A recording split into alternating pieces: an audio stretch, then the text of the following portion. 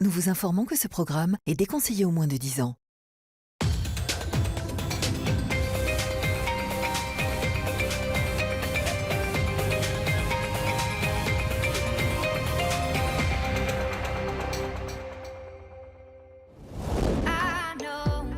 Cette semaine, nous vous emmenons dans les secrets du business de l'amour. La France compte 18 millions de cœurs à prendre, une véritable aubaine pour les professionnels du secteur. Le célibat, sans aucun doute, représente un marché qui est immense. Mais être célibataire ne serait plus une fatalité. Plus d'un jeune sur 4 possède au moins une application de rencontre dans son téléphone. La promesse de l'amour en quelques clics. Moi j'aime bien les pas trop vieilles, blondes, qui font vraiment fille. Alors, comment ça marche ?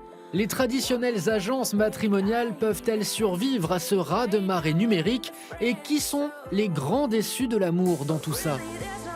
Mais je ferai pas grand-chose avec toi parce que t'es pas du tout mon type d'homme, alors ça ne fera pas.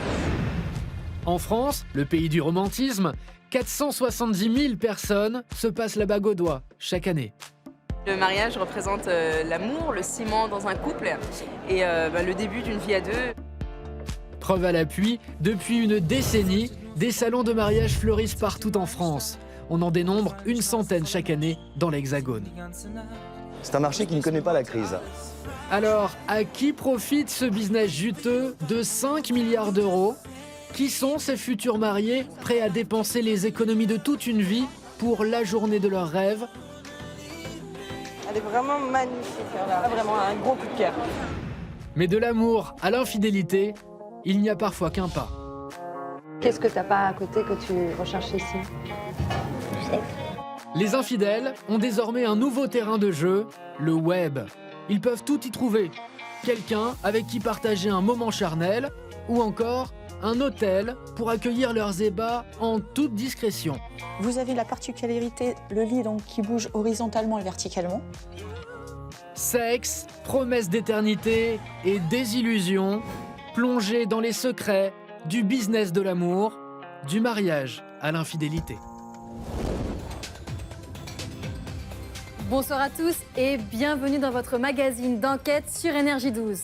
Chaque semaine, notre équipe de journalistes se rend sur le terrain pour décrypter un phénomène de société, une nouvelle tendance ou dévoiler les coulisses d'un lieu mythique. Pour ce numéro, nos équipes ont donc enquêté dans les secrets du business de l'amour. Et vous allez voir que du mariage à l'infidélité, les professionnels du secteur repoussent toujours plus loin les limites. 18 millions, c'est le nombre de Français célibataires. Et aujourd'hui, ils sont de plus en plus nombreux à miser sur le portable pour trouver l'âme sœur. Un vent de frénésie souffle sur le marché des applications de rencontres. Mais pour les romantiques frileux de nouvelles technologies, vous allez voir qu'il existe aussi des alternatives.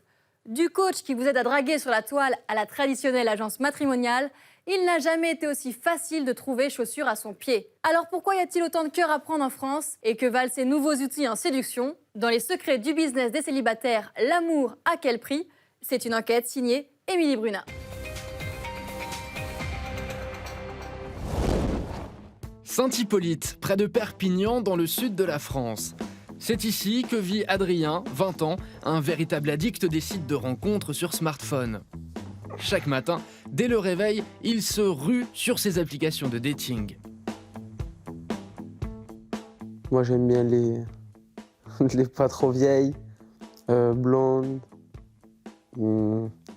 qui font vraiment fille. Un Français sur 6 a déjà utilisé au moins une application de rencontre au cours de sa vie. Adrien, lui, en cumule 3 sur son téléphone.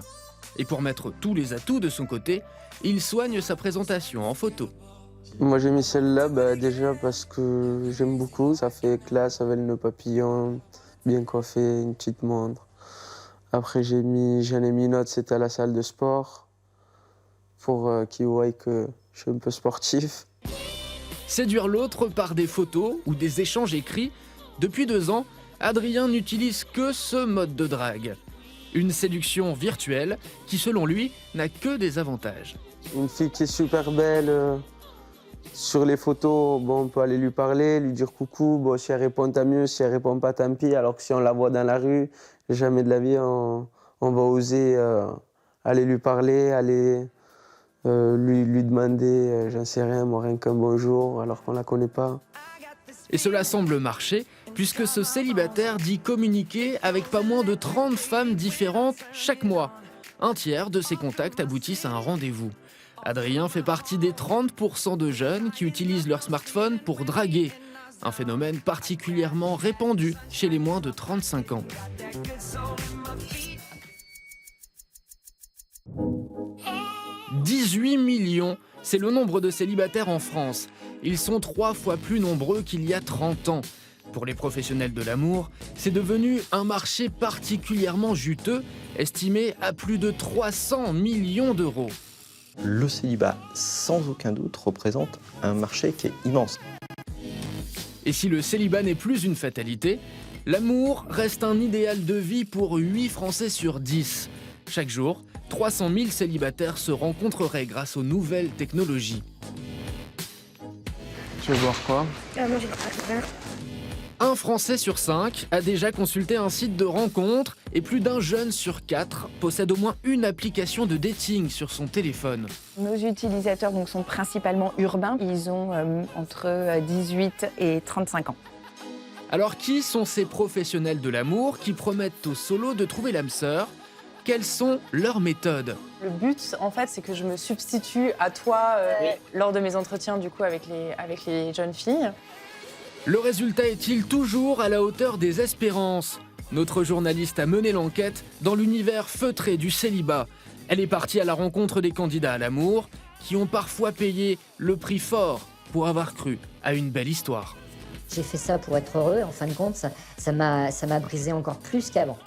Mais aussi de ceux qui tirent les ficelles de cette industrie du cœur. Si les gens peuvent pas débourser 100 € par mois pour rencontrer l'âme sœur aujourd'hui, honnêtement, je pense qu'ils ne sont pas prêts. Entre amour, fausses promesses et arnaque, enquête dans les secrets du business des célibataires.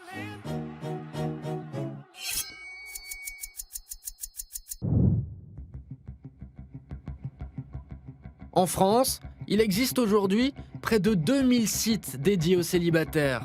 Mais depuis 5 ans, le marché de la séduction connaît un véritable essor grâce au lancement des applications de rencontres sur smartphone. Plus rapides, plus faciles, elles permettent de se connecter n'importe où et à n'importe quel moment. Tinder, Once, Happen ou encore Adopte un mec, toutes prétendent faire du sur-mesure. L'une d'entre elles, la numéro 1 française, a accepté de nous ouvrir les portes de ses bureaux parisiens et nous expliquer comment elle arrive à tirer son épingle du jeu. Bonjour Claire. Bonjour Émilie, Bonjour, bienvenue. merci de me recevoir. Mais je vous en prie. Claire Certain est la directrice de communication de la start-up lancée en 2014. C'est ici, dans ses bureaux, que les équipes développent et gèrent le fonctionnement de l'application. Son principe, vous permettre de retrouver les personnes qui vous ont fait flasher plus tôt dans la journée. Donc vous allez nous montrer comment fonctionne concrètement votre application? Elle a fait de la géolocalisation son principal outil de marketing. Démonstration. Donc au début, on vous propose de vous connecter via Facebook pour créer votre profil. Donc en quelques clics, ça synchronise et sont indiqués donc votre prénom. Vous précisez si vous êtes un homme ou une femme, quel est votre âge. Et donc quand j'arrive sur un profil, là par exemple, je vois donc que j'ai croisé 4 fois Jean-Baptiste dans un rayon de 250 mètres, mais je ne sais pas où exactement. Claire pourra ensuite liker le profil de Jean-Baptiste, c'est-à-dire signaler en un clic qu'elle est charmée par ses photos. Et si ce dernier l'est également, ils pourront entrer en contact et démarrer une discussion sur l'application. D'après vous, qu'est-ce qui les séduit dans cette application? Ce qui les séduit, je pense, c'est de pouvoir interagir avec des gens qui font déjà quelque part un peu partie de leur environnement, qu'ils ont déjà croisé et que le hasard a déjà mis en présence. On a tous vécu ça à un moment donné. On croise le regard de quelqu'un, il se passe quelque chose et on se dit « Ah, j'aurais dû aller lui parler » et puis l'occasion ne s'est pas présentée, après on le regrette et on n'a plus la possibilité de se retrouver, si ce n'est en utilisant l'application ou si l'autre personne est inscrite, déjà on sait qu'elle est célibataire aussi, qu'elle est également ouverte à la possibilité de rencontrer quelqu'un. Donner un coup de pouce au destin, voilà la promesse du leader français de la rencontre sur smartphone. Mais si l'application est gratuite en téléchargement, Elle vous propose des options payantes pour optimiser vos chances de trouver l'amour. Je peux cliquer sur la baguette magique et là, j'envoie un charme. Donc là, il reçoit une notification qui lui dit « Claire ou Audrey, Mathilde ou Davy a envoyé un charme. Vous a envoyé un charme », ce qui forcément manifeste un intérêt particulier. C'est gratuit, les charmes envoyés ou pas? Envoyer un charme coûte un crédit, c'est-à-dire entre 10 et 15 centimes d'euros. 10 ou 15 centimes d'euros, le prix peut paraître dérisoire, mais si chacun des 26 millions d'utilisateurs dans 30 pays à travers le monde utilise ne serait-ce qu'un charme par jour, cela peut vite atteindre près de 4 millions d'euros. Merci de nous avoir reçus dans vos locaux. Si 91% des utilisateurs de portables avouent avoir téléchargé au moins une application de rencontre, celles-ci sont-elles pour autant efficaces ?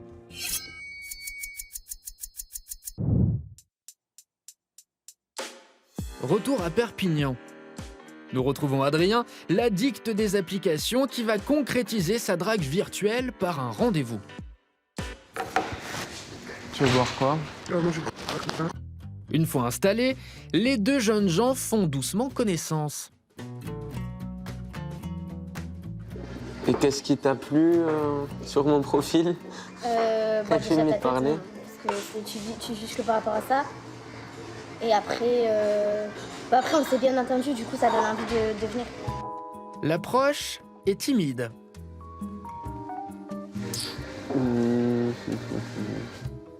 Tous les deux ont visiblement du mal à basculer d'une conversation virtuelle à une rencontre bien réelle. Et deux questions, c'est quoi ta plus longue relation? 9 mois. Et toi? 3 ans.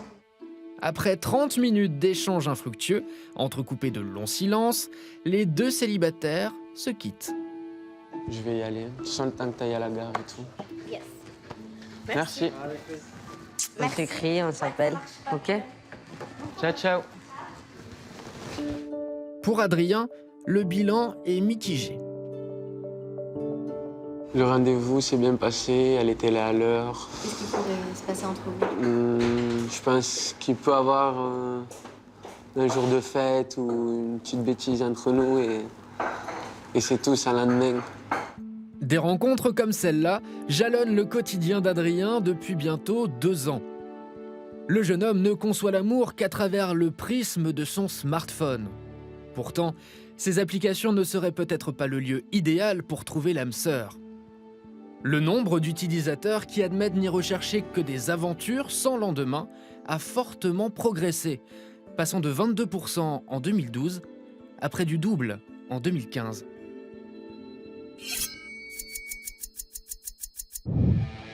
Si aujourd'hui, grâce à ces applications, la rencontre redevient plus rapide et plus facile, dans 66% des cas, le sexe serait la première motivation.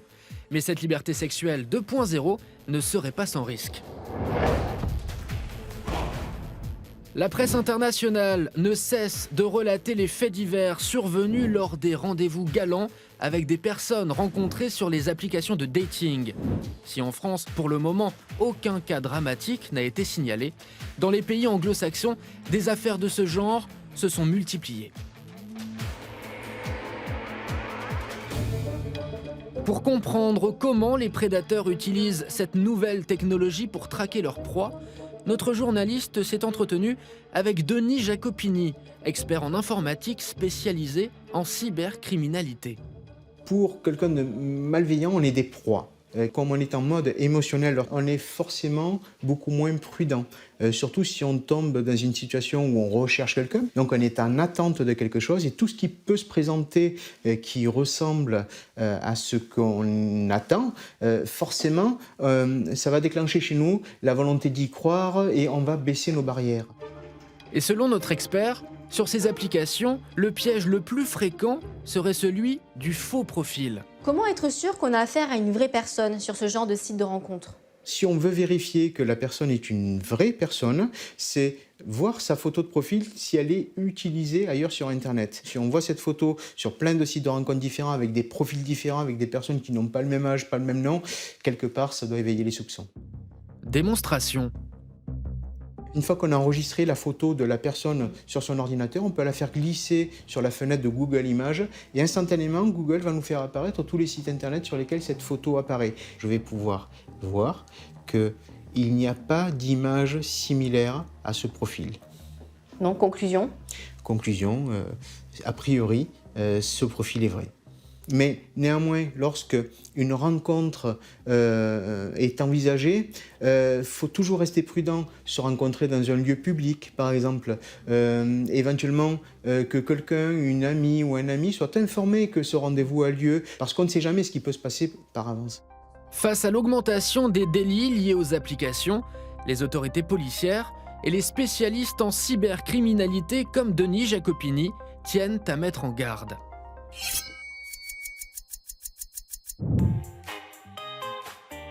Aujourd'hui, un couple sur 10 se rencontrerait grâce aux nouvelles technologies. Mais pour certains, le principe même de chercher l'âme sœur dans la jungle d'Internet relève du parcours du combattant. Pour les aider, une start-up a alors trouvé une astuce, draguer à leur place. Chaque mois, une quarantaine de clients en mal d'amour fait appel à cette entreprise. Parmi eux, Olivier, 40 ans, cadre. Par souci de discrétion, il a tenu à préserver son anonymat. Il a rendez-vous aujourd'hui pour la première fois avec Delphine, son assistante en séduction. Salut Delphine. Bonjour. On se fait la bise. Olivier est célibataire depuis plusieurs mois. Très pris par son travail, il n'a pas le temps de chercher la femme de ses rêves. Alors, il a décidé de remettre son destin amoureux entre les mains de cette doublure 2.0. Pour quelles raisons vous avez fait appel au service de Delphine? C'est juste un exercice tellement différent d'une vraie rencontre, puisqu'une vraie rencontre, on parle, on fait connaissance, on a tous l'habitude. Mais pour moi, le virtuel, c'est assez nouveau. J'ai pas envie de perdre non plus des années juste à comprendre comment pouvoir créer des occasions de rencontre. Pour ce premier rendez-vous, notre cadre a déboursé 145 €. Alors durant près d'une heure, Delphine va passer en revue la vie et les habitudes d'Olivier. Qu'est-ce que tu cherches exactement? Quel type de personne tu aimerais rencontrer? Physiquement, j'ai pas de type précis. Donc par exemple, qu'est-ce que tu regardes comme série en ce moment? Donc, par exemple, quand tu sors avec tes amis, tu aimes aller où? Au restaurant? Plutôt dans les... Ouais, restaurant, bar, j'aime bien. D'accord. Mais il faut bien pourquoi que pas, je sache pourquoi pas. si tu danses bien ou pas. C'est important quand même. Si la jeune femme mène si minutieusement son enquête, c'est parce que dans les prochains jours, c'est elle qui va draguer sur le net à la place d'Olivier. Moi, je vais faire en sorte que ton annonce, elle sorte du lot, qu'elle soit exactement toi. Et donc, je vais faire des amorces de conversation. Et après, moi, derrière, j'organise les rencontres avec les personnes que tu souhaites rencontrer. Désormais, c'est Delphine qui va prendre les commandes de la vie amoureuse d'Olivier. Mais ce petit coup de pouce au destin a un prix. En plus de ses 145 € du premier rendez-vous, Olivier va devoir débourser 180 €. Un prix qui inclut 15 heures de travail pour Delphine et qui garantit 1 à 4 rencontres dans le mois. La start-up affirme avoir organisé plus de 2000 rencontres en toute discrétion depuis 6 ans. Après avoir quitté son client, Delphine se met au travail. Elle inscrit Olivier sur plusieurs sites de rencontres. J'ai créé une annonce pour Olivier. Et qu'est-ce qu'elle lit cette annonce? Smart, bien élevé, globetrotter, polyglotte, open mind. Je peux vous offrir mon bras pour visiter Paris de jour comme de nuit. Une annonce attrayante, des photos qui mettent en valeur son client. Delphine ne lésine pas sur les moyens pour que le profil d'Olivier séduise. Mais elle ne s'arrête pas là. Elle va également séduire les femmes à la place du célibataire. Donc, par exemple, celle-là, je ne vais pas la sélectionner parce que clairement, son profil, il est assez vide et donc peu renseigné. Je pense que celle-ci, par exemple, elle est pas mal. Elle a l'air de voyager pas mal. Elle a l'air d'être assez ouverte. En plus, il travaille à peu près dans le même secteur d'activité. Donc, ça fait des points communs. Et voilà, je vais lui envoyer un message. Cette assistante en séduction recherche l'amour pour le compte de 6 clients en même temps. Un travail rémunéré 22 € de l'heure. Et si cela marche si bien pour elle, c'est parce qu'elle a un atout particulier. Est-ce que c'est un avantage d'être une femme quand on converse, quand on échange avec des femmes, justement? Oui, c'est un gros avantage. C'est un gros avantage parce qu'on sait exactement la psychologie féminine, qu'est-ce que les filles attendent qu'on leur réponde, etc. Donc là, bien sûr, c'est très facile de répondre ce qu'une femme veut répondre en étant une femme, ouais. Une semaine plus tard, c'est en plein cœur de Paris que nous retrouvons notre célibataire. Delphine, son assistante en séduction, a réussi à faire flasher une jeune femme sur le profil d'Olivier et a décroché un rendez-vous pour lui. C'est dans quel état d'esprit? Comment vous vous sentez?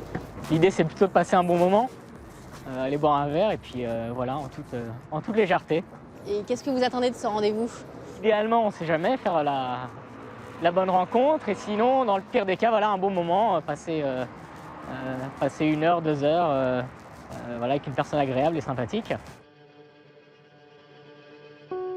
Olivier a souhaité préserver l'intimité de ce moment, sans micro ni caméra.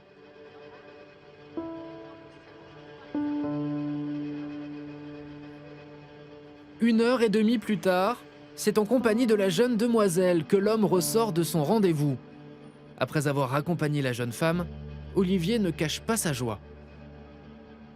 Bah là, on vient de se quitter, mais on s'est embrassés, donc ouais, et puis bon feeling, très belle rencontre, j'ai envie de dire.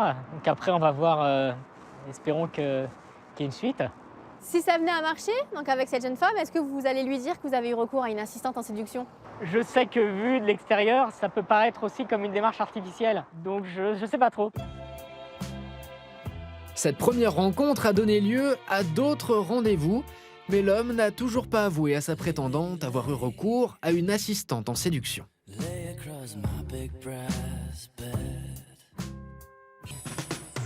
Face à la pléthore de services modernes dédiés aux rencontres, qu'en est-il des traditionnelles agences matrimoniales? Il y a 25 ans, il y en avait plus de 1000. Et alors qu'aujourd'hui, on les pensait en voie de disparition, il en reste tout de même 400 qui affichent clairement leur résistance. 100 à 120 000 célibataires s'inscrivent chaque année chez ces spécialistes de l'amour. Un tiers des inscrits a moins de 35 ans. Un attrait particulièrement important en province où l'on reste encore très attaché au contact humain. Voiron, tout près de Grenoble. C'est ici que Valérie dirige depuis 7 ans l'une des 6 agences matrimoniales dont elle est responsable. 200 adhérents y sont inscrits. Parmi eux, Esmeralda, 57 ans, assistante maternelle. Bonjour Esmeralda, ça va? Bien. Bah ouais, très bien. Vous êtes toute belle. J'ai apporté un petit gâteau. Ah, bah c'est Bah ouais, c'est l'heure du café. Célibataire depuis 2 ans, Esmeralda a fait le choix il y a 7 mois de s'inscrire dans l'agence de Valérie qui offre un service à domicile pour mieux cerner le profil de ses clients. Maintenant, ce qu'il y a chez mon agence, c'est que ce qu'il y a de fiable, c'est que vous pouvez valider ce que disent les gens. Voilà, si la personne, elle travaille, voilà, si l'âge de la personne. Parce que bien souvent, vous rencontrez des gens, c'est pas l'âge qui correspond, c'est pas... la photo. C'est pas s'il travaille, ou la photo. Voilà. Oui. Depuis son inscription, la célibataire a déjà fait la rencontre de 5 personnes. Mais pour le moment, aucun homme n'a trouvé grâce à ses yeux. Mais aujourd'hui, Valérie vient lui présenter un nouveau prétendant. Eric, il a 57 ans, il est chef d'entreprise, il est artisan peintre. Sérieux, fidèle. L'homme semble avoir toutes les qualités et correspondre en tout point aux attentes de notre célibataire. Par rapport à la description que vous fait Valérie, est-ce qu'il pourrait vous plaire? Quand elle en parle, oui, parce qu'elle en parle, elle sort tous ses charmes. Si Esmeralda espère tant que cela marche, c'est parce que son inscription lui a coûté plus de la moitié de son salaire mensuel. Et j'ai déboursé, je ne sais plus combien ça fait, 1400. J'ai dit à 1280. 1280. Voilà, il y avait un petit peu... 1280. Voilà, 1280, mais c'est une tranquillité pour rencontrer voilà, des hommes qui correspondent. Valérie, la patronne de l'agence matrimoniale, propose différents types de contrats qui vont de 600 à 1800 €, avec à chaque fois un nombre de rencontres illimité.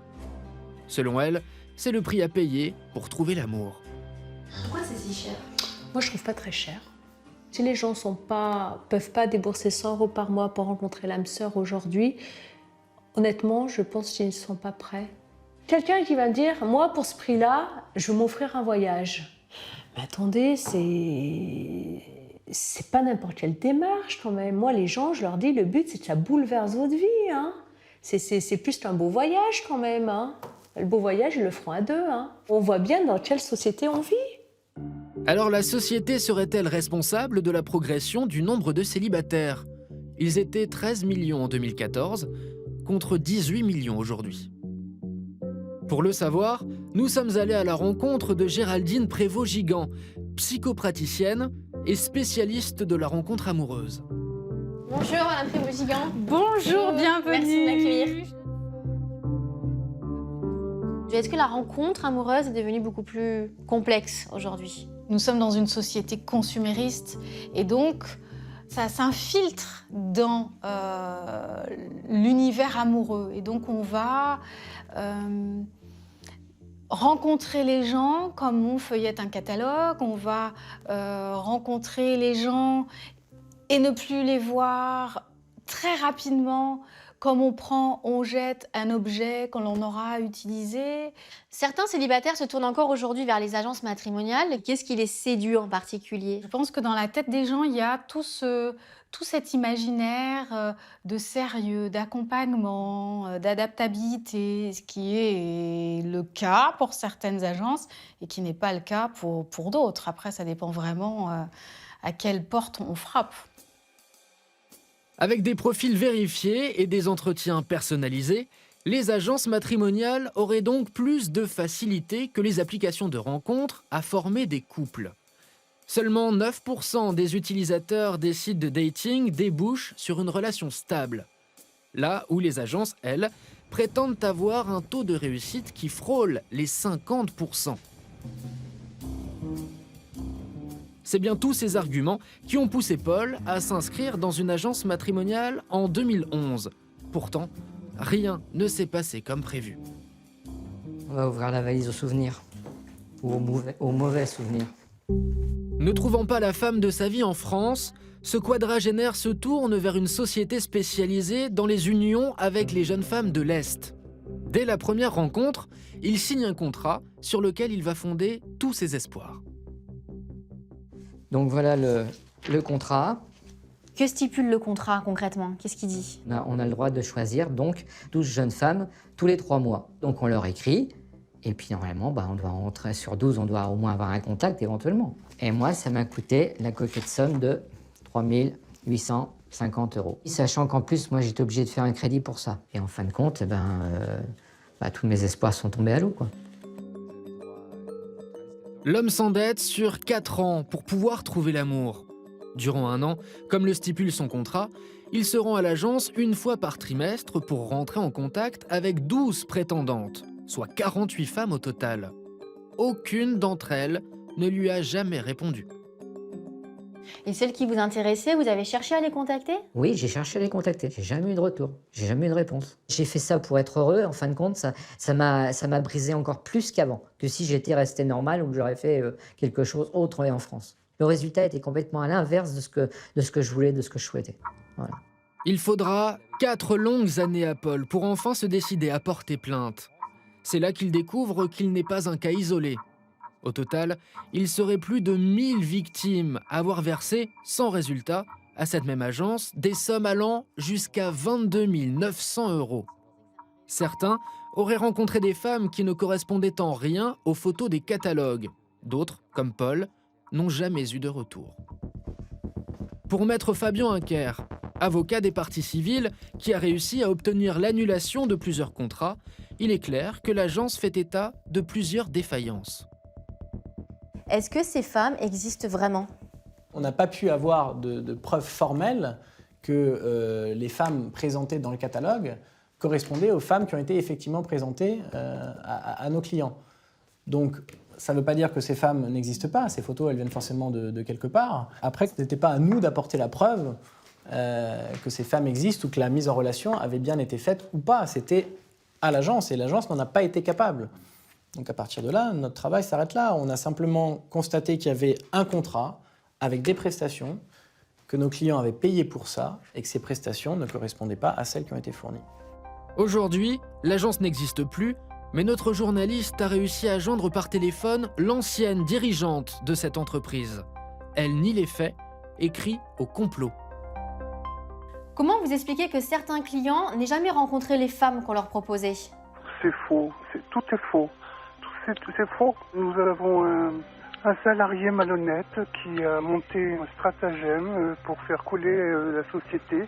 Si vous voulez, il a cultivé le mécontentement, il a essayé de rassembler tous les... C'est un montage, nous sommes les victimes. Selon vous, est-ce qu'il y a escroquerie ou pas?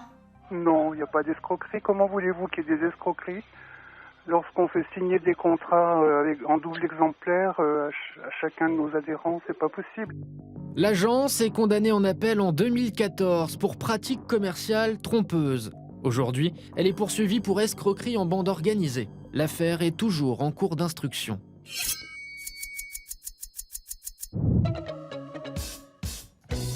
À Grenoble, Esmeralda, célibataire quinquagénaire, croit dur comme fer qu'elle peut trouver l'amour grâce à son agence matrimoniale. Cet après-midi, elle rencontre Eric, son nouveau prétendant. Bonjour. Ça va? Et toi? Bien. Oui, ça va. Ah bah, c'est vraiment gentil. Merci beaucoup. L'homme est galant, il se présente avec des fleurs. Cela démarre bien. Les fleurs sont très jolies. Les deux célibataires font connaissance dans une ambiance décontractée. T'es sportif alors? On essaye. On essaye, oui, tu sors pas mal, tu fais des activités, quoi. Ouais. Moi, je fais de la danse, je fais des balades. Et tu travailles dans quoi? Peinture. Ah, la peinture. Et toi, qu'est-ce que tu recherches? L'amour, la passion. Et toi, tu m'as pas dit ce que tu aimes faire. Mais je ferai pas grand-chose avec toi parce que t'es pas du tout mon type d'homme, alors ça le fera pas. Moi, je suis honnête et franche, quoi. Pour Eric, c'est la douche froide. Bon, bah, ça a été court. Ouais, non. Pour Esmeralda, c'est un nouveau constat d'échec. Pourtant, elle garde espoir. L'aventure continue, moi. Je crois ma bonne étoile. Il y aura bien une personne qui va flasher, hein. Si les âmes solitaires sont en quête d'amour éternel, une étude américaine vient de démontrer que la vie de célibataire serait plus épanouissante. Et si le célibat était finalement la clé du bonheur?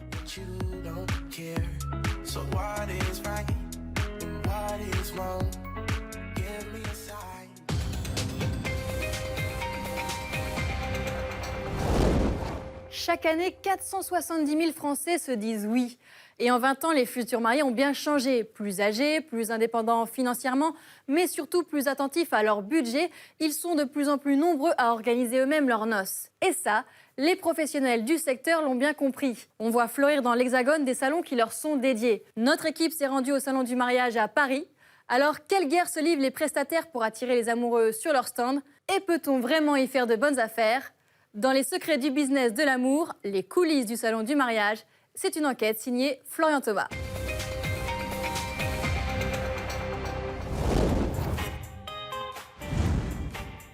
Dans ce château, à 20 km de Liège en Belgique, Cédric et Aurélie préparent l'événement qui va sceller leur amour. Et alors là, il y aura la fontaine qui fonctionnera. Donc déjà ça prendra un point de décoration. Et alors de ce côté-là, les enfants joueront. C'est ici qu'ils organiseront leur mariage dans 4 mois. C'est vrai que c'est vraiment un lieu qui nous a charmés dès le départ. C'est un rêve de petite fille de se marier dans un endroit aussi magnifique. Voilà, quand on se marie en général qu'une fois, on l'espère.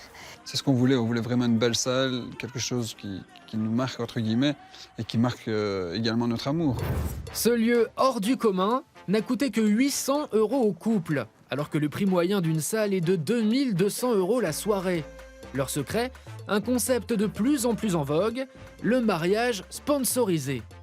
Elle est institutrice, lui, chef d'équipe dans une usine, mais depuis un an, le couple passe tout son temps libre à la recherche de sponsors. Le deal avec les sponsors, c'est le fait, soit ils nous offrent un service, ou alors ils nous offrent du matériel, en location, par exemple. Et nous, en contrepartie, on essaye de faire le plus possible de pub. Tu as mis combien de photos? 4? Ah oui, je les vois. Ils ont estimé le mariage de leur rêve à 30 000 €, un budget qu'ils n'ont pas. Alors grâce aux prestataires, ils ont réussi pour le moment à ne dépenser que 3 000 €. Si on n'avait pas eu les sponsors, on aurait dû faire quelque chose de beaucoup plus restreint, peut-être inviter moins de personnes. Voilà, c'est vrai qu'ici, ça nous a vraiment aidé à faire on va dire le mariage de notre rêve. Mais aujourd'hui, il leur manque l'essentiel, le traiteur. En moyenne, il représente 60% du budget total. Si on ne trouve pas nos derniers sponsors, je ne sais pas comment on va pouvoir faire pour les trouver. Après avoir essuyé de multiples refus en Belgique, et à 4 mois du jour J, le couple se donne une dernière chance. Direction le salon du mariage de Paris.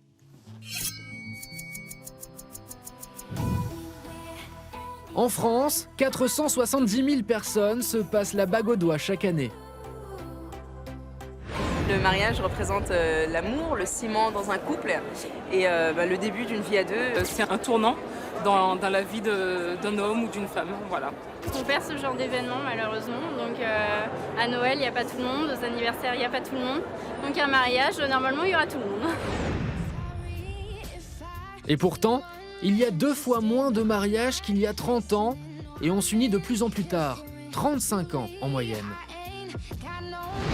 Aujourd'hui, on n'a plus besoin de se marier pour vivre en couple. On s'en rend bien compte. La preuve, on sait qu'aujourd'hui, 60% des enfants en France sont nés hors mariage. Des mariages plus tardifs et des époux déjà installés professionnellement qui disposent donc d'un pouvoir d'achat plus important.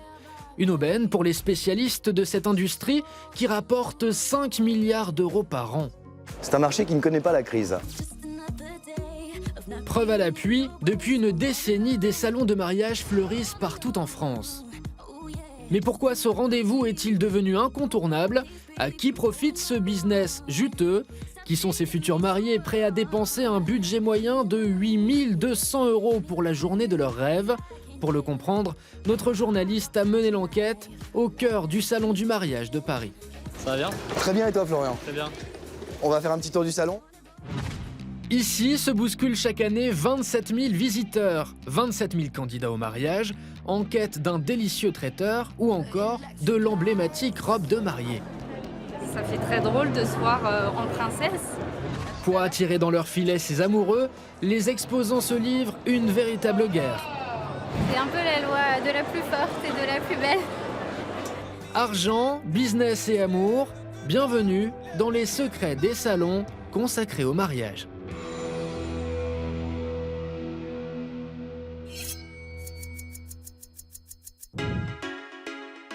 Au cœur de Paris, une nouvelle boutique dédiée au mariage s'apprête à ouvrir ses portes.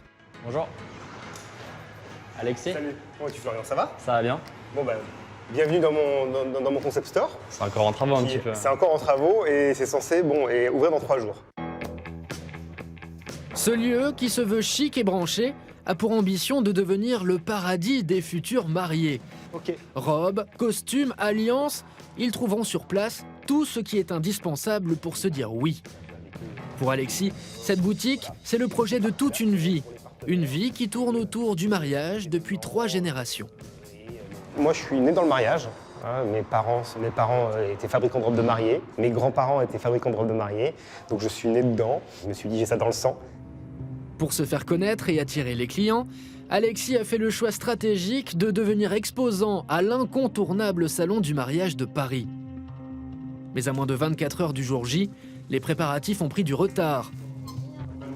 Les jupons des robes de mariée sont bloqués chez le fournisseur.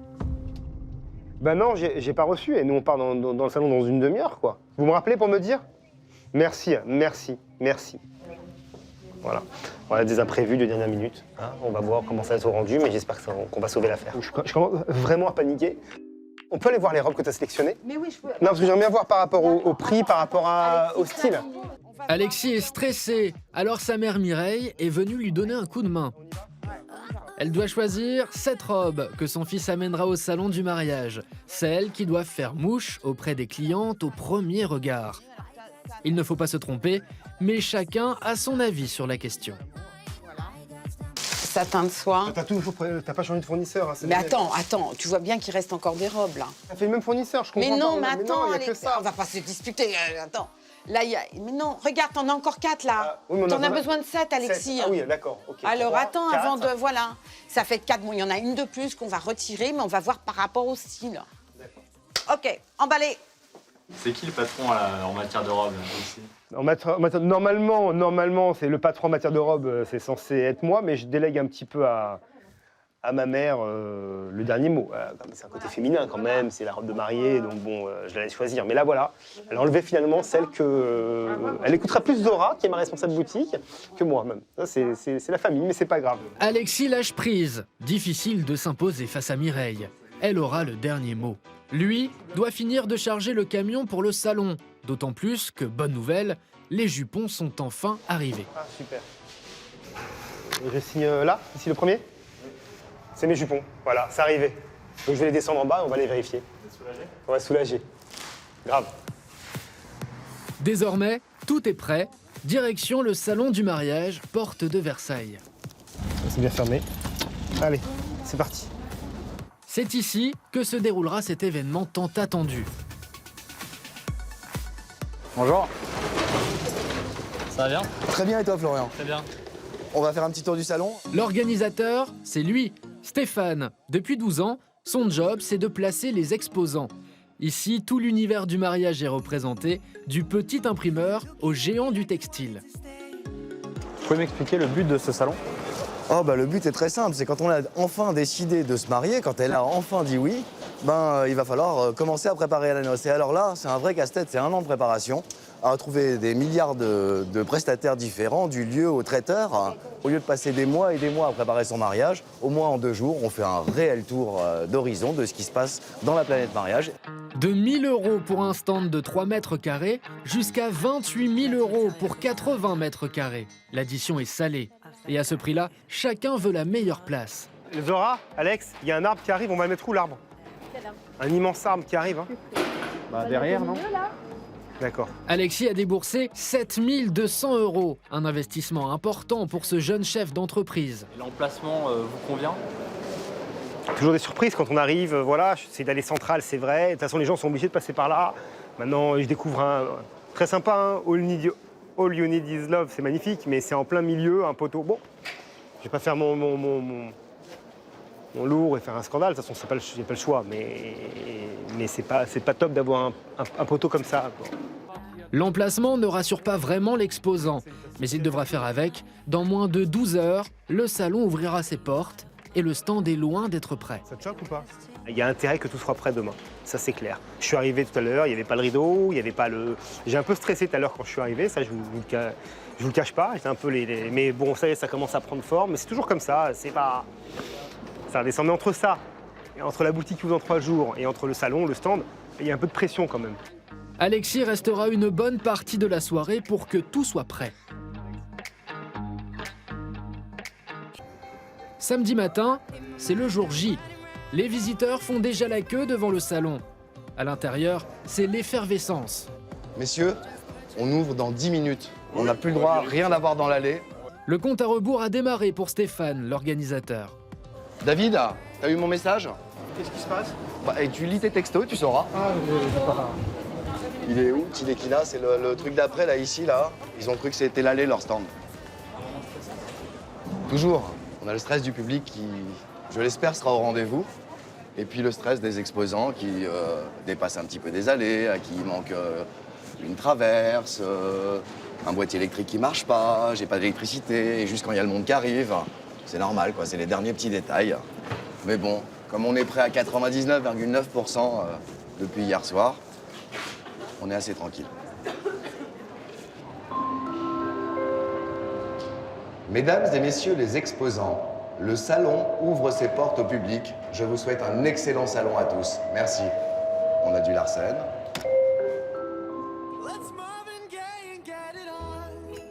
Parmi les milliers de futurs époux qui se pressent à l'entrée du salon, Marina et Nicolas. Ils viennent tout droit de Picardie et comme 7 Français sur 10, ils ont choisi de se marier en été. On va se séparer. À tout à l'heure. Fidèle aux traditions, Marina ne veut pas que son futur époux voie sa robe. C'est donc accompagnée de sa mère et de sa belle-mère qu'elle se lance dans la quête de la tenue idéale. Pour la type de robe que je cherche, c'est en bustier, pas de dentelle et un peu de diams vu que c'est dans le thème du mariage. 73% des époux affirment être aidés par leurs parents pour payer leurs noces. Un chiffre qui, malgré l'évolution de la société, reste stable. Et la jeune femme de 25 ans ne déroge pas à la règle. C'est vous qui payez votre robe? Non, c'est ma maman qui va me payer la robe. Comme la tradition, c'est les parents qui payent la robe. Voilà. Vous avez quel budget du coup? Il faut compter entre 500 et 800 € en gros, une belle robe de mariée. C'est son plus beau jour, donc il faut qu'elle en profite. La jeune femme rêve d'une tenue digne des films qui ont bercé son enfance, comme Cendrillon. En 2013, le marché de la robe de mariée représentait un chiffre d'affaires de 190 millions d'euros. Alors pour convaincre Marina d'acheter chez lui, Alexis doit sortir le grand jeu. Ça c'est un gros volume. Celle qui est là aussi peut être portée avec un plus gros jupon. Vous voyez, après on peut le faire en bustier jupe.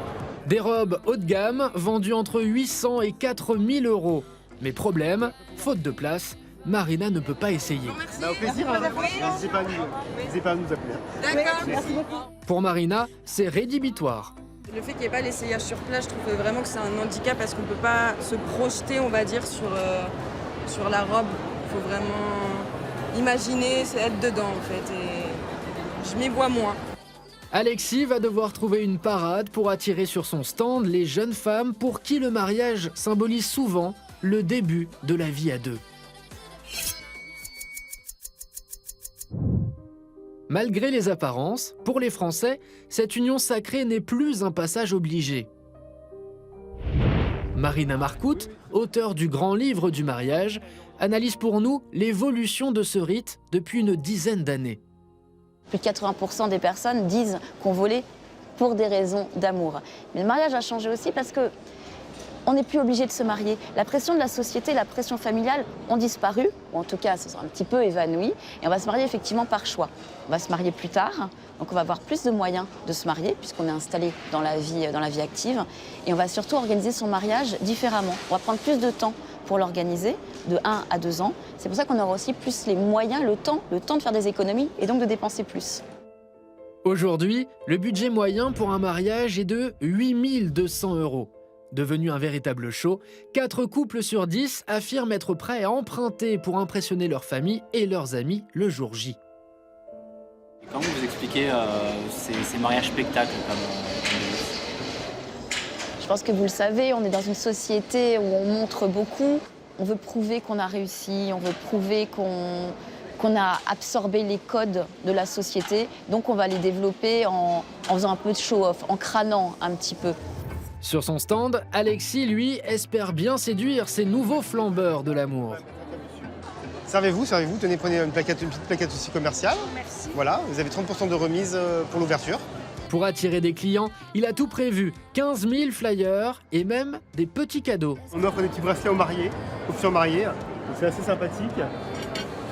Voilà, c'est des petits bracelets où il y a marqué Wedding in Progress avec notre logo. Et les filles adorent, on leur dit que c'est un porte-bonheur, donc c'est sympa et elles aiment beaucoup ça, quoi. Alexis espère que ces petits bracelets feront la différence, car ici, la concurrence fait rage. 200 exposants sont présents au salon, et parmi eux, un géant du secteur qui fait la pluie et le beau temps sur les robes de mariée depuis près de 20 ans.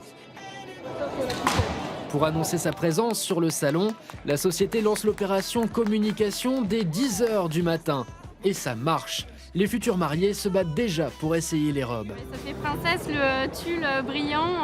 Waouh, on a les projecteurs sur soi le jour J. Premier argument pour la marque, le prix. Avec des entrées de gamme à 99 €, les rois de la robe de mariée low cost en France, ce sont eux. C'est vrai que c'est pas très cher par rapport à certaines robes. Après, il faut voir la qualité, si le sur-mesure ira.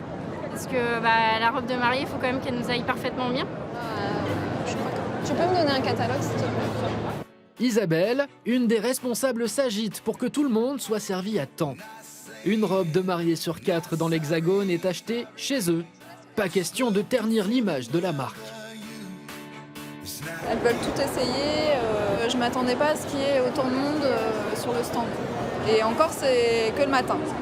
Pour lutter contre ce poids lourd, Alexis s'apprête à lancer son arme secrète, un show à l'américaine. Et les gens vont s'arrêter, ils vont dire c'est quoi ce truc de tac, tac. Nous on va en profiter pour parler avec les mariés, pour distribuer nos cartes de visite, voilà.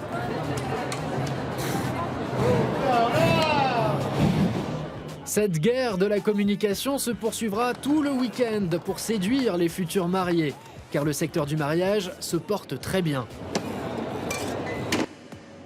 En France, le marché du mariage représente 5 milliards d'euros de chiffre d'affaires par an. Stéphane Seban, l'organisateur, le sait bien, tout le monde veut sa part du gâteau. Combien il y a d'exposants sur ce salon? Un peu plus de 200. Un peu plus de 200? Oui. Et combien vous en avez refusé? Bon, sur les 3 derniers mois, 5 par jour à peu près. Comme je vous dis, on a vraiment une optique de qualité. On peut présenter de bons exposants à nos futurs mariés qui ne soient pas déçus parce que c'est le jour J, ça a lieu qu'une seule fois et on ne peut pas se planter. Mais cette guerre des nerfs se joue aussi à l'extérieur. Les malchanceux qui n'ont pas eu de stand n'hésitent pas à venir démarcher la clientèle jusque devant les portes du salon. Bonjour. Bonjour, un shooting à gagner. D'accord. Vous avez un stand au salon? Non. Non? Vous savez qu'il y a les exposants qui râlent un petit peu, des gens qui tractent à l'extérieur? Bah ouais, mais en même temps, moi je leur ai demandé, il n'y avait plus de place, donc après voilà, je les comprends, mais ils ont qu'à faire un peu moins ça. Faute de place ou de budget, ils espèrent séduire quelques-uns des 27 000 visiteurs présents. Vous n'avez pas pris de stand parce que c'était trop cher ou Ah bah oui, évidemment, à 4 000 €. Surtout moi, les robes de mariée, c'est 4 000 €. Vous espérez quoi du coup Ah bah c'est ma seule chance de pouvoir cibler la clientèle. Sinon, c'est par internet, les magazines. Ces démarcheurs de rue, c'est la hantise d'Alex, le responsable de la sécurité. Et elle passe en consigne à l'intérieur. Pareil le sac au niveau du Vigipirate. Ok? Je vous en prie, bonne journée. Merci à vous. Ici, il doit veiller à ce qu'il n'y ait pas de concurrence déloyale. Mesdames, s'il vous plaît, la distribution des tracts juste en extérieur. Monsieur, s'il vous plaît, pareil. S'il vous plaît. Ici, vous essayez de voir à chaque fois, vous donnez un petit coup d'œil parce qu'ils vont revenir et toute la journée, ça va être comme ça. Un véritable jeu du chat et de la souris. On remonte, on va faire un tour à l'intérieur. Pourquoi c'est important de chasser ces personnes-là? Le souci, c'est qu'on a beaucoup d'exposants à l'intérieur qui payent une prestation sur le salon pour avoir de la publicité, pour avoir des clients. Et ces personnes-là qui viennent, qui se mettent en extérieur, n'ont pas payé de stand. Alex reviendra ainsi plus d'une dizaine de fois sur le week-end pour chasser ces prestataires interdits du salon, prêts à tout pour attirer des futurs clients.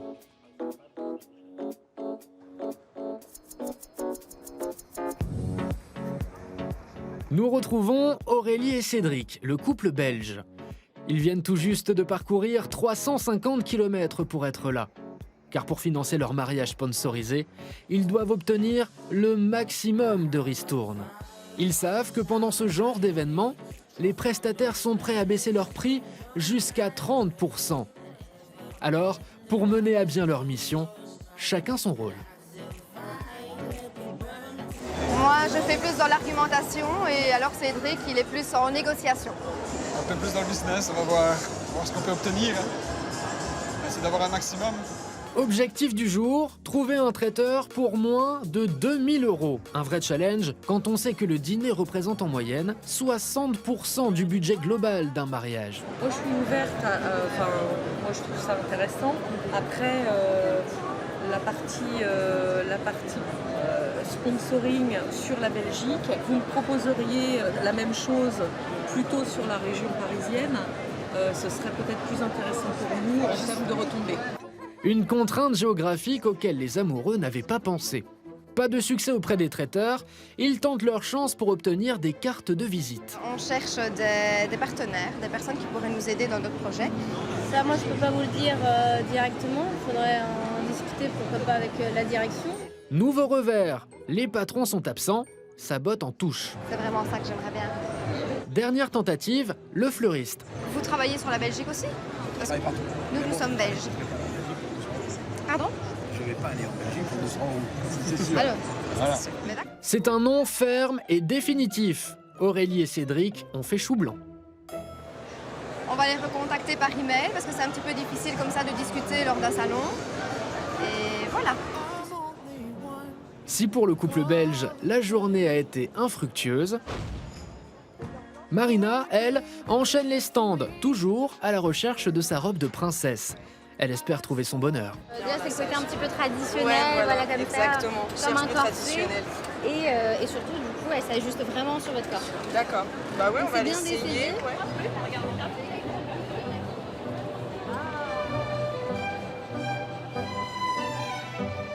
Mais pour Christelle, l'exigeante maman de la mariée, le prix ne fait pas la qualité. J'aime bien le haut de la robe, mais le bas, il y a quelque chose qui ne convient pas. J'ai l'impression que c'est des morceaux de rideau qu'on a rajoutés à la robe. Non. J'aurais voulu plus lisse en fait. Marina n'a pas le coup de cœur. Elle quitte le stand, inquiète de n'avoir toujours rien à se mettre à 6 mois du jour J.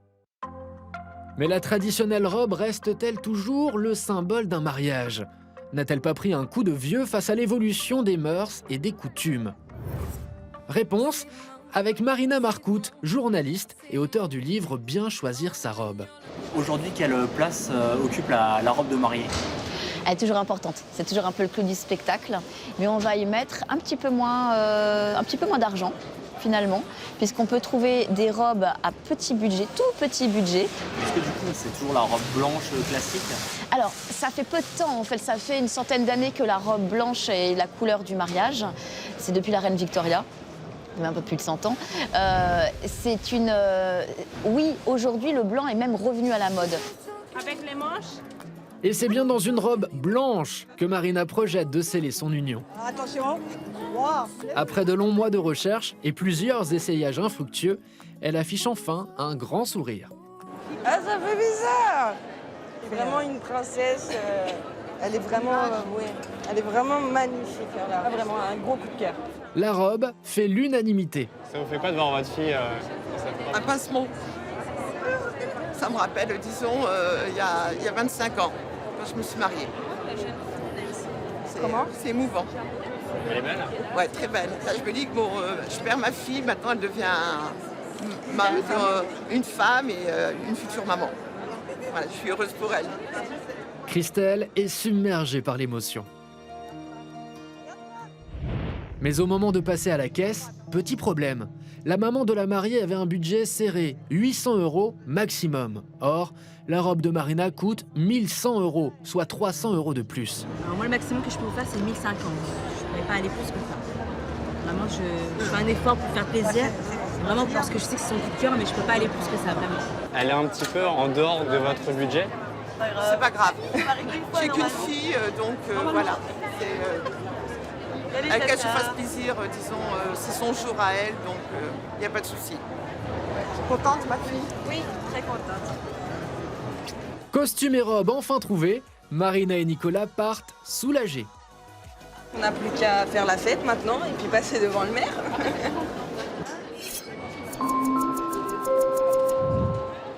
Mesdames et messieurs, le salon ferme ses portes. Nous vous demandons de bien vouloir regagner la sortie. À très bientôt. Du côté des exposants, après ces 2 jours de salon, c'est l'heure des comptes. Pour le leader français du mariage low cost, le bilan est plus que positif. Comment ça s'est passé aujourd'hui? C'était la folie, comme d'habitude. Il y a eu beaucoup de monde. Donc on est plutôt content. On a fait un bon salon. Il y a eu pas mal de visites, beaucoup d'essayages, beaucoup de ventes. Donc on a atteint les objectifs. C'était beaucoup mieux que l'année dernière. Donc les clientes étaient agréablement surprises par les robes. Donc c'est super. Et comment vous vous sentez, vous? Épuisée. Épuisée, mal aux pieds, vidée, mais c'est de la bonne fatigue. Et donc rebelote en septembre. Pour Alexis, rejoint par Caroline, sa femme et ses 3 enfants, la pression retombe enfin. Ça s'est très bien passé. Ouais, il y a eu du monde. Hein. Il y a eu pas mal de monde, top, franchement bien, rien à dire, content, fini. On a dépassé les 50 rendez-vous en boutique. on remballe et la suite, je la vois plein de bonheur dans la boutique, des bonnes ondes, des bonnes collections, du positif, quoi. En famille, hein. Les futurs mariés, eux, s'aimeront jusqu'à ce que la mort les sépare. Enfin, ça c'est la théorie. En pratique, un mariage sur 2 en France finit par un divorce et le nombre de seconds mariages explose. Une bonne nouvelle pour le marché.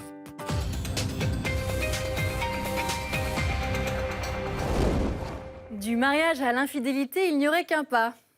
Longtemps tabou, l'infidélité s'affiche aujourd'hui au grand jour. 40% des Français reconnaissent avoir déjà eu une aventure extra-conjugale. Et vous allez voir que grâce aux nouvelles technologies, il n'a jamais été aussi simple de trouver un amant, un hôtel de luxe pour ses 5 à 7 et même un alibi pour découcher. Internet a changé la vie des infidèles. Alors comment fonctionnent ces sites qui vous promettent le plaisir en toute discrétion? Peut-on vraiment tromper sans se faire prendre? Et qui sont les professionnels de ce marché pour le moins osés? Dans les secrets de l'infidélité 2.0 mode d'emploi, c'est un document signé Anaïta Gazi. Paris, vendredi matin, il est 8h. La foule se presse dans le métro pour aller travailler. Charles, 50 ans, lui, a d'autres plans. Hello Sandrine, comme je te disais, je suis disponible ce matin si l'on peut se voir. On peut se retrouver à l'hôtel de l'autre fois, sinon cet après-midi. Marié depuis 30 ans et père de 4 enfants, Charles s'accorde régulièrement des escapades extra-conjugales. Chacune des femmes que j'ai rencontrées était extrêmement différente, si je peux dire. J'ai pas d'idéal féminin. Je veux dire, c'est pas une course de la femme idéale physiquement, même si évidemment j'ai des préférences, mais c'est plutôt l'aventure avec une personne qui me plaît. Des aventures qu'il vit comme un acte assumé et réfléchi. C'est comme si on mettait sur une table une multitude de plats délicieux et puis qu'on se contente d'un seul, hein, ou qu'on mette une bibliothèque d'auteurs géniaux et puis qu'on se dit, non, en fait, je vais me contenter d'un seul. Alors certes, il peut être génial, mais le fait qu'il soit génial n'empêche pas que les autres le soient également. Et évidemment, il y en a qui vont moins nous plaire dans les autres, mais bon, c'est pas grave. Au contraire, je veux dire, les mauvaises expériences sont plutôt salutaires pour une personne qui est un petit peu curieuse. Ce matin, il a rendez-vous dans cet hôtel parisien avec Sandrine, une de ses maîtresses. Elle le rejoint d'un pas pressé quelques minutes plus tard. Charles et Sandrine ne sont pas un cas isolé. Aujourd'hui, la tromperie concernerait 1 Français sur 2. Alors, depuis une décennie, l'infidélité est devenue un véritable business. Ils étaient 19% de Français à tromper leur partenaire en 1970. Ils sont 2 fois plus nombreux aujourd'hui. Avez-vous déjà été infidèle? Oui, dans le passé. Pas maintenant, mais pas avec mon mari, mais avec d'autres.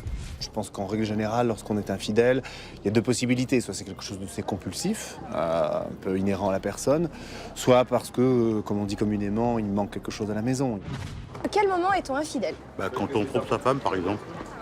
Il faut être marié déjà. Ah non. Peut-être, l'infidélité. Mais non, nous on n'est pas mariés. Le thème de l'adultère fait également ravage sur grand écran, à l'image du film Alibi.com sorti en 2017. Bonsoir Romain. Et tu es encore au bureau? Bourdon a avancé la réunion à demain matin. Besoin d'éviter un dîner avec les beaux-parents? Ou Les Infidèles, sorti en 2012 avec Jean Dujardin et Gilles Lelouch. Ne te fie pas aux apparences. Je te jure, j'ai rien fait, je ne connais pas cette personne. Je sais pas c'est qui. Un véritable carton cinématographique avec 2 millions de spectateurs. Mais alors, qui sont ces hommes et ces femmes qui franchissent la ligne rouge? Être infidèle, est-ce vraiment un acte banal et décomplexé? Et à qui profite réellement le commerce de la tromperie? C'est juste qu'on pouvait réserver pour quelques heures. D'accord. Pour demain? Ah, pour demain. Notre journaliste est parti à la rencontre de ceux qui vivent l'adultère. Est-ce que t'as pas à côté que tu recherches ici? Le sexe. Et de ceux qui en vivent. Le petit Plimour. Oui. Pour faire des guili-guili, hein? Pas en faire trop de guili-guili, non, faut, voilà. faut ouvrir les sens. Les infidèles ont désormais un nouveau terrain de jeu, le web. Ils peuvent tout y trouver. Quelqu'un avec qui partager un moment charnel, un hôtel pour accueillir en toute discrétion leurs ébats. Donc voilà votre suite, la suite coquine. Vous avez la particularité, le lit donc, qui bouge horizontalement et verticalement. Jusqu'aux sites proposant des alibis sur mesure pour mentir à leurs conjoints. J'aurais voulu avoir des informations sur les prestations que vous proposez. Sexe, mensonges et argent, enquête dans les secrets du business de l'infidélité.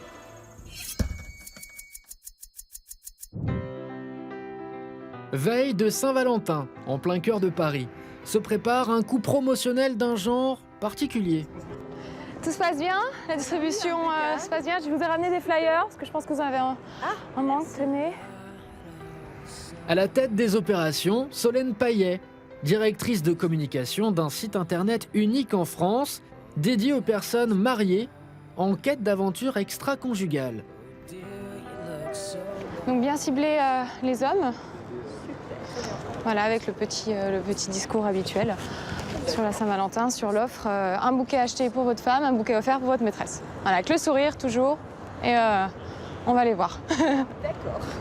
Comment réagissent les gens justement par rapport à ces slogans-là?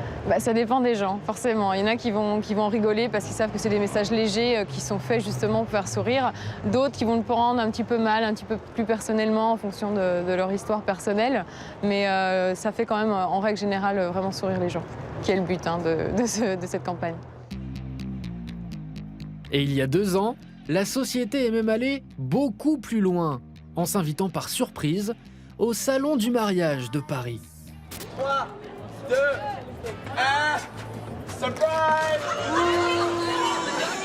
Un coup de marketing osé qui n'a pas laissé les visiteurs indifférents. Tiens, rends la pomme, c'est n'importe quoi. Moi, je trouve que c'est scandaleux. C'est pas normal, en fait, que vous soyez là. Des provocations qui ont failli coûter très cher au site internet. Les associations familiales catholiques accusent la marque de promouvoir l'infidélité et l'assignent devant le tribunal de grande instance de Paris. Le site obtient gain de cause en février 2017. Ça marque la reprise en fait de l'activité suite au jugement qu'on a eu en février dernier. Donc maintenant, on a officiellement vraiment le droit de s'afficher, donc on n'hésite plus. Et ces coups de communication choc marchent.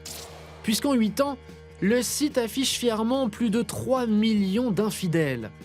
Alors, nous avons voulu comprendre comment ça marche en nous y inscrivant. Dès la page d'accueil, on nous vante les mérites d'un site qui s'adresse aux femmes. L'inscription se fait gratuitement pour notre journaliste. Rapidement, elle reçoit un premier message. Je suis un homme élégant, raffiné et romantique, souhaitant tisser et partager en toute discrétion une courte relation très complice, pleine d'amour et terriblement romantique. Effectivement, tout laisse penser qu'ici, la jante féminine est bien accueillie. Le site annonce fièrement que 40% des inscrits sont des femmes. Alors, simple effet de buzz ou bien une réalité ? Nous avons posé la question à Solène Payet, la directrice marketing de la société. On s'adresse aux femmes parce que notre cœur de cible, c'est les femmes. Le site est pensé au quotidien pour les femmes parce qu'à l'heure actuelle, c'est vrai que l'infidélité féminine est peut-être moins bien vue que l'infidélité masculine. Et on trouvait que c'est quand même un juste retour des choses que les femmes, maintenant, puissent ouvertement tromper leur conjoint. Et forcément, si les femmes sont là, les hommes vont arriver derrière. Les hommes sont bien au rendez-vous et leur message est sans équivoque. Mais qui sont ces hommes ? Sont-ils tous mariés ? Et que recherchent-ils vraiment ? Notre journaliste est allé à leur rencontre en caméra discrète. Bonjour. Je sais pas. Ils disent avoir tout pour être heureux. Une femme, des enfants, une belle situation professionnelle, mais être en quête d'un contact charnel. Je préfère largement passer 10 minutes à brûler des pelles dans un ascenseur complètement caché avec la notion de risque plutôt que de me prendre une chambre d'hôtel et passer 4 heures à faire toute l'exposition. Je m'en fous complètement. La seule chose, c'est que je pense que je me suis fait une raison, c'est une fatalité, c'est que j'ai besoin de toucher un autre corps, de sentir le corps, d'embrasser notre bouche. Ça peut être juste un baiser, un truc comme ça. Je trouve qu'il y a des trucs qui sont vachement sensuels et qui font que ça fait du bien. Un sondage révèle que pour 1 Français sur 5, la principale raison de tromper son partenaire est la baisse de libido dans le couple. Un constat que fait Camille Rocher, psychologue et thérapeute conjugale. Qu'est-ce qui pousse une personne à tromper l'autre? Il y a énormément de choses. Alors, ça peut être, moi ce que je rencontre évidemment beaucoup, une soif de liberté. Soif de reconnaissance, alors ça c'est hyper important, aussi bien pour les hommes que pour les femmes. Aussi, il y a beaucoup de recherche de la passion, c'est presque une drogue, hein, une addiction à la passion. À partir de quel moment peut-on douter de son couple? Alors, la sexualité n'est pas le premier pilier du couple, mais la sexualité vient dire quelque chose du couple. Donc voilà, quand il y a un problème de sexualité, c'est important de jamais laisser ça s'installer. La sexualité, un thème souvent abordé par les hommes lors de leurs rencontres avec notre journaliste. Au niveau du couple, ça fait 25 ans qu'on est mariés, c'est un peu compliqué. Qu'est-ce que t'as pas à côté que tu recherches ici? Du sexe. Le sexe, c'est ça? Si je dis ça, tu vas partir en courant. Mais pas du tout, je t'écoute. Mais au fil des conversations, notre journaliste fait aussi une autre découverte. Le site gratuit pour les femmes serait en fait payant pour les hommes. En fait, si tu veux, chaque action coûte des crédits. Je ne donne pas besoin d'ordre d'idée, 40 € c'est 100 crédits. Là, si tu veux, si tu fais pas gaffe, rapidement, tu vas cramer 40 € en une demi-journée. Quoi. Pour comprendre comment cela fonctionne du point de vue des hommes, nous avons demandé à Arthur, le journaliste masculin de la rédaction, de se prêter au jeu.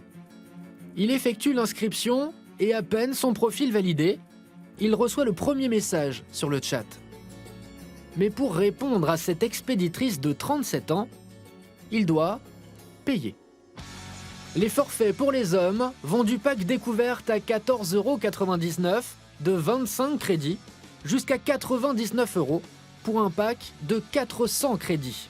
Notre journaliste choisit le prix de base. À chaque fois qu'il rentre en contact avec une femme, il doit payer 5 crédits et 3 crédits supplémentaires pour lire son premier message. À ce jeu-là, l'addition devient salée. En 30 minutes, 4 messages envoyés à 4 femmes différentes. Notre journaliste n'a plus de crédit. Mais avec 40% de femmes infidèles sur le site, il ne devrait pas avoir de difficulté à avoir des réponses ou des invitations à la discussion. Pourtant, il fait chou blanc. Aucun membre de la gente féminine ne s'est manifesté. Alors, ces 40% de femmes existent-elles vraiment sur ce site ou s'agit-il de faux profils générés par des robots? Nous sommes allés le demander à Solène Payet, directrice marketing de la marque. On n'a pas de faux profil sur le site. On a un système qui permet de vérifier, par exemple, que les photos sont bien réelles, que ce n'est pas des photos volées sur Internet. On vérifie aussi la description pour voir. Il y a des mots un peu tabous sur lesquels on va avoir des alertes. Par exemple, le mot cadeau ou argent, ça nous met une alerte. Ah, attention, c'est peut-être une prostituée. Donc à ce moment-là, on regarde plus en détail. Et si le site français prend autant de précautions, c'est parce qu'en 2015, son homologue canadien a fait l'objet d'un scandale sans précédent. Un groupe de hackers a piraté et rendu public tous les fichiers des clients, avec des conséquences dramatiques pour les 37 millions d'utilisateurs dans le monde. Divorce, dépression et même 3 suicides. Le site français, lui, assure avoir pris les mesures nécessaires pour garantir l'anonymat de ses clients. Eux, leur gros défaut, c'est qu'ils gardaient des informations clients qui auraient dû normalement être anonymes et n'auraient pas dû figurer dans leur base. Nous, par contre, on s'assure de ne pas garder ces fichiers. Un client paye sur le site, ça va directement être supprimé derrière. En France, sur l'année 2015, le nombre de piratages informatiques a augmenté de moitié, contre 38% dans le monde entier. Un chiffre qui ne devrait pas rassurer les 3 millions de Français infidèles du site extra-conjugal.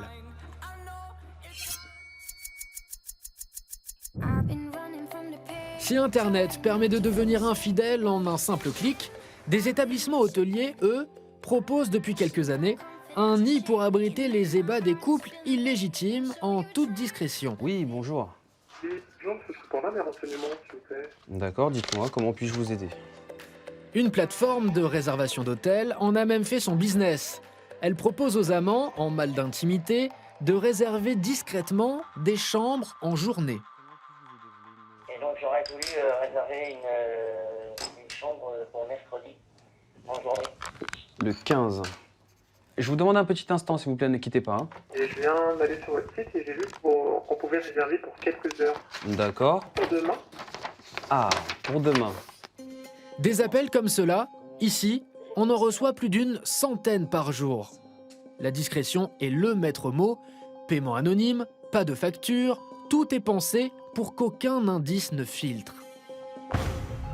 Cette plateforme joue les intermédiaires entre les clients et les établissements. Depuis 7 ans, Stéphane Cassé, le patron, travaille avec plus de 150 hôtels qu'il a personnellement choisis, selon des critères bien spécifiques. Tu as le lit, un mur qui ne va pas jusqu'au plafond, et derrière, tu as cette salle de bain ouverte avec très joli baignoire design, tu as une douche à l'italienne, tout est vraiment parfait pour une pause, 3-4 heures, voilà, très romantique. 3-4 heures très romantiques. Stéphane cible des lieux chics propices aux moments complices. Et cette idée, il ne l'a pas eue par hasard. Une femme m'a amené à l'hôtel, donc grosse découverte, avec beaucoup de choses qui mettent mal à l'aise. Comme beaucoup, tout rouge, quand la personne nous demande à quelle heure le petit-déj, on n'ose pas dire non, c'est juste quelques heures. 1 an après cette escapade clandestine, cet ancien designer industriel quitte tout pour se lancer dans le business de l'infidélité. Sa clientèle est constituée en majorité de couples illégitimes en quête de plaisir charnel. Et pour les satisfaire, Stéphane ne manque pas d'imagination. Ce matin, il a rendez-vous avec Sofiane, qui vient lui proposer toute une gamme de produits coquins. Le petit plimour. Oui. Pour faire des guili-guili, hein. Ah, faut pas en faire trop de guili-guili, non, faut, voilà. Faut ouvrir l'essence. Bon, les packagings sont mignons. Les prix varient de 39 à 120 euros. Ça, tu dois vraiment aimer. Ce qui compte, c'est que ce soit mes clients qui aiment. Ah, mais si, tiens. Ouais. Teste. Tu frottes un peu sur la main. On va le mettre à mon endroit où j'ai rien mis. Donc c'est aphrodisiaque, sensuel. Dans les bureaux, on risque pas d'avoir une émeute? Presque. Ces produits-là seront proposés aux clients dans les chambres des établissements partenaires. Alors, pour comprendre comment fonctionnent ces hôtels dédiés au plaisir illégitime, direction le nord de Paris, avec Stéphane. Bonjour Sandrine, la petite visite. Bonjour. Bien. Alors, bon, comme... Parce que je voulais te voir pour faire éventuellement un point. Très bien, début de mois. Donc, écoute, nous, le mois dernier est pas mal, 80% de taux de remplissage en journée. Habituellement, en hôtellerie, les chambres sont louées la nuit et doivent être libérées au petit matin. Elles restent donc inoccupées la journée et ne sont pas rentables. Grâce à la plateforme de Stéphane, les patrons de Sandrine ont développé le business de location de jour. Mais en contrepartie, ils doivent brader les prix.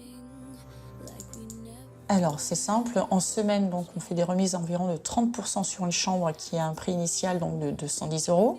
Et en week-end, ça peut aller jusqu'à 50% puisque le prix est de 295 € pour une suite. Les chambres sont louées par tranches de 2 heures. Notre intérêt est d'élargir notre clientèle et d'avoir un taux d'occupation des chambres plus élevé. Ce couple, discret sur sa relation, a tenu à garder son anonymat. Je vous en prie. C'est la première fois qu'ils viennent. Ils ont payé 145 € pour passer 4 heures dans cette suite coquine et ils vont en avoir pour leur argent. Vous avez la particularité, le lit donc, qui bouge horizontalement et verticalement. Et vous avez donc la pole dance également à votre disposition. Avec donc le miroir couloir. Grâce au concept de Stéphane, cet hôtel affiche complet depuis 1 an. Pourtant, l'établissement se garde d'en faire la publicité. Parce que quand je passe devant, je peux voir qu'il y a une location à l'heure ou à la journée Non. où je peux venir. Pas en extérieur. Et pour quelle raison? Parce qu'on veut garder justement cette discrétion. Mais avec ma question, ça va être mais pourquoi? Ouais, pourquoi? Pour justement pouvoir louer en toute tranquillité et passer des heures sans éventuellement être dérangé ou être... profiter en toute discrétion. C'est un sujet tabou encore, de les locations à l'heure? Bien sûr, c'est encore tabou. En France, on doit être le seul pays où c'est encore tabou. On va en Belgique, en Espagne, au Brésil, en Corée, en Argentine. Il y a plein de pays où effectivement c'est absolument pas tabou. J'ai rencontré un grand maître d'hôtel d'un 5 étoiles brésilien. Il m'a rappelé que là-bas, c'était 50% des jeunes. Un sujet tabou qui rapporte gros, puisque 8 plateformes de réservation se partagent ce business lucratif.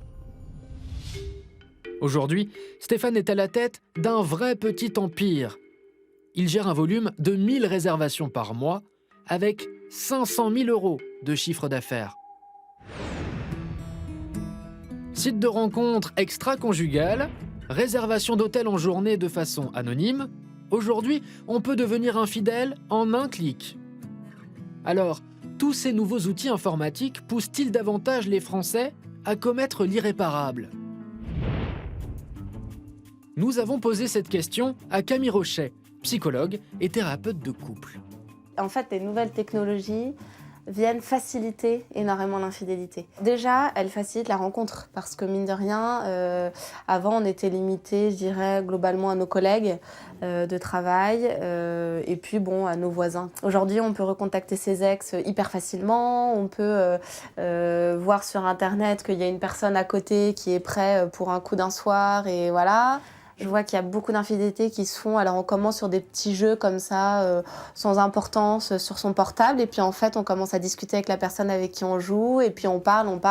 Et voilà. Et puis ça arrive à une infidélité. Et ce qui ne devait être qu'une aventure d'un soir peut se transformer en véritable relation adultérine. Démarre alors pour certains une double vie. Et là encore, Internet a l'outil adapté pour aider l'infidèle. Voilà le message d'accueil d'un des sites qui pullulent sur le net. Tous proposent des alibis sur mesure pour couvrir vos ébats. Ne détruisez pas votre vie de famille, notre imagination peut sauver votre mariage. Mais comment cela marche et combien cela coûte? Pour le comprendre, notre journaliste a fait le test.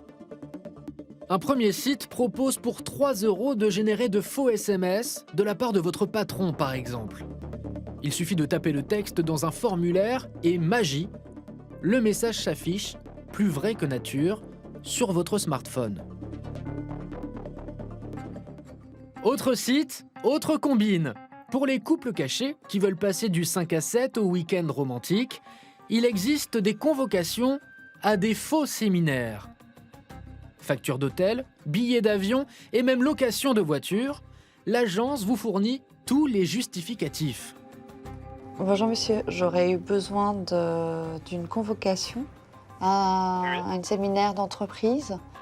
Et quelques heures plus tard, notre journaliste reçoit par email le document en bonne et due forme. Pour ce faux séminaire plus vrai que nature, nous avons déboursé 100 €. Et si les candidats à la tromperie font si attention à leurs aventures extra-conjugales, c'est parce qu'elles peuvent leur coûter leur couple. 38% des hommes seraient incapables de pardonner une infidélité. Une femme sur 2 la considère comme une faute éliminatoire. Mais pour traquer les conjoints volages, les Français disposent aujourd'hui de véritables armes. Car Internet se met aussi au service des victimes de l'adultère. Grâce aux applications smartphone, on peut géolocaliser un amant potentiel ou encore infiltrer la boîte mail de son partenaire. L'espionnage 2.0 a le vent en poupe. Il faut dire qu'un Français sur 3 avoue avoir fouillé dans le téléphone de son conjoint. Quand on a des doutes, ça ne sert à rien d'aller fouiller. Si on a des doutes, eh bien, il faut assumer, on s'assied, on discute. Je l'ai déjà fait, pour tout dire. On me l'a fait. C'est vraiment la dernière chose à faire, quoi. Non, je le ferai pas. Parfois, il vaut mieux pas savoir. Mais depuis quelque temps, les épouses suspicieuses vont encore plus loin. Sur de nombreux forums, on trouve aujourd'hui des requêtes pour le moins particulières. Bonjour, je cherche une femme de 25 ans pour tester mon mari dans le sud. Bonjour, je cherche une tentatrice pour piéger mon copain. Ces demandes ne sont pas restées sans réponse. Les professionnels du secteur ont décidé d'exploiter ce filon. Ainsi, depuis quelques années, des agences de tentation ont vu le jour en France. Leur principe, tester la fidélité de votre partenaire. Elles sont 3 à se partager le marché. Nous les avons contactées par téléphone. J'ai vu que vous aviez des tentatrices. Tout à fait. Si vous m'appelez aujourd'hui, c'est que vous avez des doutes sur sa fidélité. Oui. D'accord. On va vous demander comment vous voulez le tenter, où est-ce qu'il a l'habitude d'aller. Par exemple, on peut le suivre à la sortie de son travail s'il y a besoin. Oui, bien sûr. Au niveau de la tentatrice, on peut choisir physiquement ou pas du tout? Oui, bien sûr. C'est une tentatrice de quel âge qu'il vous faudrait? La trentaine. Il faut savoir que nous, on peut aller jusqu'à un café. Oui. Un resto, ce que vous voulez. Voilà, donc un échange de numéros de téléphone, voir juste capable d'aller, s'il est capable de faire des propositions indécentes ou quoi que ce soit, mais ça ne va pas jusqu'à coucher avec la personne ou quoi que ce soit. Des prestations qui peuvent grimper jusqu'à 500 €. Et pour celles qui n'ont pas le courage de jeter leur homme dans les bras d'une jolie femme, il existe une méthode vieille comme le monde, l'agence de détectives privés. On en dénombre plus de 800 en France. Bien que le divorce pour faute n'existe plus depuis 2004, le marché de la filature amoureuse reste florissant. Un tiers de la clientèle des détectives est constituée de personnes qui soupçonnent leur partenaire d'une aventure extra-conjugale. Mais comment se passe une filature? Quelle méthode utilisent ces agents privés pour prendre les infidèles en flagrant délit? Bonjour Jean-Louis. Bonjour Anna. L'un d'entre eux, Jean-Louis, a accepté de nous amener avec lui. Il a souhaité rester anonyme pour ne surtout pas compromettre sa mission. La cliente nous a demandé de suivre son mari. Ils sont séparés, il fait le point et elle veut savoir ce qu'il fait. Vérifier s'il fait vraiment le point tout seul ou pas. La cliente a indiqué à Jean-Louis que son mari était au travail. C'est là que démarre son enquête. Alors il est garé dans le parking. Sur place, le détective repère rapidement la voiture de sa cible. Qu'est-ce que vous vérifiez là? La plaque d'immatriculation du véhicule pour pas se tromper. L'homme peut sortir à tout moment. Commence alors la surveillance pour le détective qui ne doit surtout pas se faire repérer. J'espère ne pas le perdre, j'espère voir tout ce qu'il fait. Et il fait ce qu'il fait. J'espère pas le voir avec une maîtresse, non, je sais pas ce que je cherche. Au bout de 3 heures de filature, toujours aucune trace de la cible. On espère quoi là, à bout de 3 heures d'attente? Qu'il sorte, qu'on le voit quand même.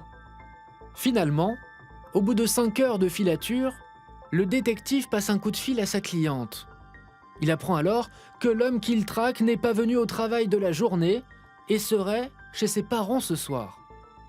L'épouse lui demande d'effectuer une dernière vérification. Donc, s'il est là-bas, on prend des photos et puis on stoppe la mission. S'il est chez ses parents. Voilà. Allez, c'est parti. Sur place, la présence de l'époux ne fait aucun doute. Le véhicule qu'il utilise est juste garé là. C'est un deuxième véhicule qui lui appartient. Mais pas l'ombre d'une maîtresse à l'horizon. La cliente a dit que c'est parce qu'il allait sûrement manger là et dormir là. Elle nous demande d'arrêter la surveillance pour ce soir. À l'issue de 2 semaines d'investigation, il a clairement été établi que l'homme n'avait pas d'aventure extra-conjugale. De quoi rassurer sa femme. Mais sa tranquillité a un coût. Elle a dû s'alléger de 6 500 € au total. Selon une récente étude, les personnes qui auraient déjà trompé leur partenaire seraient 3 fois plus susceptibles de recommencer. Avec un Français sur 2 qui avoue avoir déjà trompé son conjoint, le business de l'infidélité a de beaux jours devant lui dans l'Hexagone.